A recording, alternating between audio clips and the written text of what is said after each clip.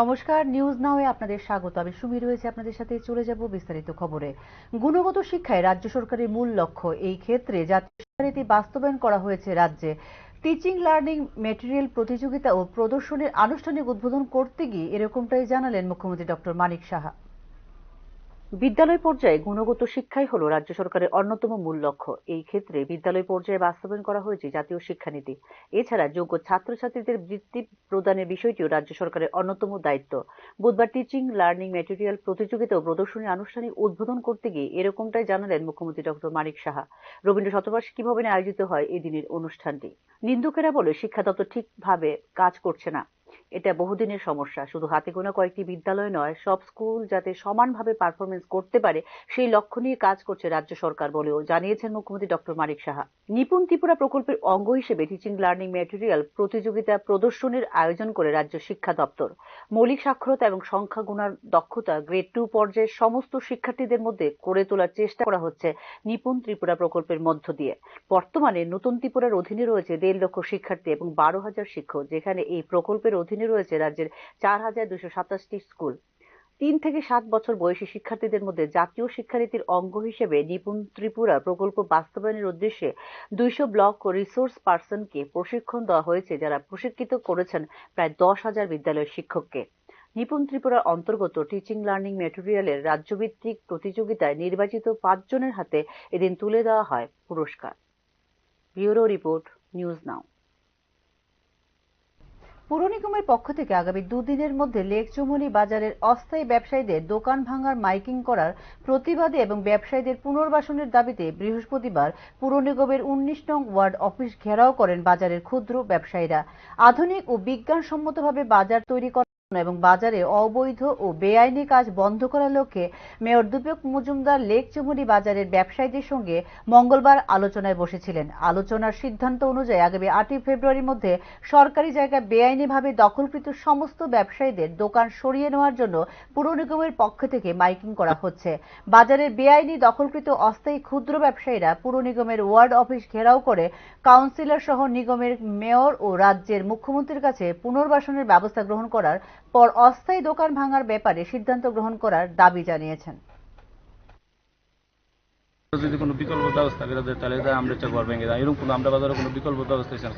বিভিন্ন বাজারে তো অন্য কিছু ব্যবস্থা হয়েছে, মার্কেট হয়েছে, এই হয়েছে, কিন্তু আমরা বাজারে এরকম কিছু হয়েছে না। তো আমরা কোনো বিকল্প ব্যবস্থা করে তারপরে আমরা ভেঙে দেখ না, তাহলে আমরা উচ্চা জমা। কিন্তু এরকম না করে হঠাৎ করে গেছে ঘর ধর ভেঙে দিব, ফুটপাতে এমনি বইয়ে ব্যবসা করবার লেগে। এমনি কি হয়নি, রাত করে বৃষ্টির দিন আইতেছে। আবারও জঙ্গলে গুলিবিদ্ধ হয়েছে এক যুবক, নাম রত্নজয় রিয়াং। ঘটনা উত্তর ত্রিপুরার ধলাই জেলার মানিকপুর খাস মাইল এলাকায়। বুধবার বিকেলে জঙ্গলে ঝাড়ু কাটতে গেলে দূর থেকে কোনো অজ্ঞাত পরিচয় ব্যক্তি রত্নজয় রিয়াংকে লক্ষ্য করে গুলি চালায়। তার পেটে গুলি লাগলে গুরুতর আহত অবস্থায় তাকে ধলাই জেলা হাসপাতালে নিয়ে যাওয়া হয়। গুলিবিদ্ধ আহত ব্যক্তি বর্তমানে হাসপাতালে চিকিৎসাধীন অবস্থায় রয়েছেন। গুলিবিদ্ধ যুবকের পরিবারের পক্ষ থেকে এ ব্যাপারে বিস্তারিত সংবাদ মাধ্যমকে জানানো হয়েছে। তারা জঙ্গলে একবার কাটতে গেছে, তারপরে প্রায় বিকালে 4টার সময় সে সময় এরকম অসুবিধা হয়েছে। আচ্ছা, কেনা মাসে দেখছিনি? জানে না এটা কোন জায়গা থেকে আছে, জঙ্গলে কি করতে গেছিল? জঙ্গলে একটা নদী বড় আছে, এটার কই আমি মালদহ, এই মালদহ এর ভিতরে আর মালিকদের ভিতরে। মানে কি করতে গেছিল এখানে? এর ঝাড়ু কাটতে গেছে। ঝাড়ু কাটতে? জঙ্গলে ঝাড়ু। সঙ্গে কে আসলো? নাই, কেউ নাই। তারপরে এরকম অবস্থা পরে কোনো মতন কষ্ট করে বলছে। তারপরে আমি শুনছে কি বন্দুক দিয়ে মারছে জানে না। কি বন্দুক দিয়ে? গাদা বন্ধু হইব। দিল্লিতে অনুষ্ঠিত আন্তর্জাতিক কিক বক্সিং প্রতিযোগিতায় ভারতীয় দলের হয়ে উল্লেখযোগ্য সাফল্য অর্জন করেছে রাজ্যের খেলোয়াড়রা। দিল্লিতে অনুষ্ঠিত চতুর্থ Baku India open international kick boxing চ্যাম্পিয়নশিপে অভূতপূর্ব সাফল্য লাভ করল ভারতীয় দলে অংশগ্রহণকারী রাজ্যের খেলোয়াড়রা। এই ক্ষেত্রে দুর্ধর্ষ লড়াই করে 6টি ক্যাটাগরিতে গ্রুপ চ্যাম্পিয়নের খেতাব ছিনিয়ে নেওয়ার পাশাপাশি 6টি সোনা সহ মোট 23টি পদক লাভ করেন ভারতীয় দলে থাকা রাজ্যের 10 জন খেলোয়াড়। এই সাফল্যে দেশের পাশাপাশি ত্রিপুরা রাজ্যকেও গর্বিত করেছেন খেলোয়াড়রা। পদক তালিকায় 6টি সোনা সহ 7টি রৌপ্য ও 10টি ব্রোঞ্জ পদক রয়েছে রাজ্যের খেলোয়াড়দের। গত 1 ফেব্রুয়ারি থেকে 5 ফেব্রুয়ারি পর্যন্ত আন্তর্জাতিক এই কিক বক্সিং চ্যাম্পিয়নশিপ অনুষ্ঠিত হয়েছে দিল্লির একে যাদব ইনডোর স্টেডিয়ামে, যেখানে অংশগ্রহণ করে 18টি দেশ। বাকো ইন্ডিয়া কিক বক্সিং ফেডারেশন আয়োজন করেছে এই প্রতিযোগিতায় পদকজয়ী রাজ্যের খেলোয়াড়দের মধ্যে 2টি স্বর্ণ ও 1টি ব্রোঞ্জ পদক জয় করেছেন প্রিয়াংশী সোম।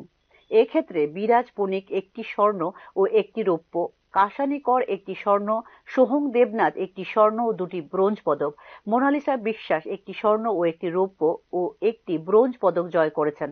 এছাড়া 1টি রৌপ্য ও 1টি ব্রোঞ্জ পদক জয় করেছেন মৃন্ময়ী সূত্রধর, 1টি রৌপ্য ও 2টি ব্রোঞ্জ পদক জয় করেছেন সামুদ্রিকা সূত্রধর।